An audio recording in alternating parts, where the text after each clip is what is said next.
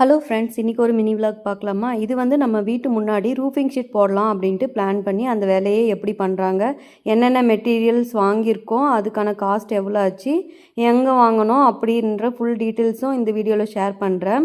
முதல்ல வந்து roofing sheet வேலைக்கு வந்து லேபர் காஸ்ட் பற்றி சொல்லிடுறேன். ஏன்னா நாங்கள் கிட்டத்தட்ட 4-5 பேர்கிட்ட கம்பேர் பண்ணி பார்த்ததில் இவங்க வந்து எங்களுக்கு கொஞ்சம் பெஸ்ட்டாக தெரிஞ்சாங்க.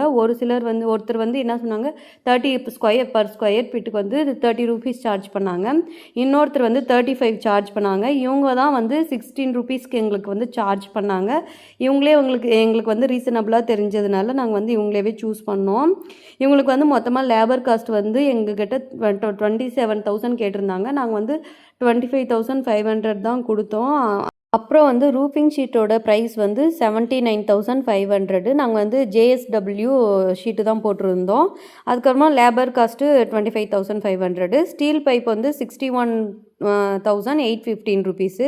அந்த தோரணம் வந்து 3,540 ரூபா ப்ளஸ் ஜிஎஸ்டியோட.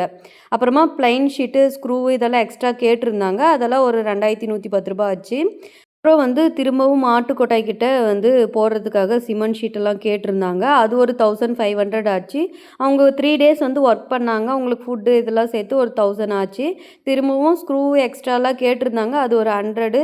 அதுக்கப்புறமா அந்த ஃபேன் வைக்க கிளிப்பு, ஊஞ்சல் வைக்க கிளிப்பு இதெல்லாம் சேர்த்து ஒரு 2,000, சிமெண்ட் இதெல்லாம் சேர்த்து ஒரு 2,000 ஆச்சு.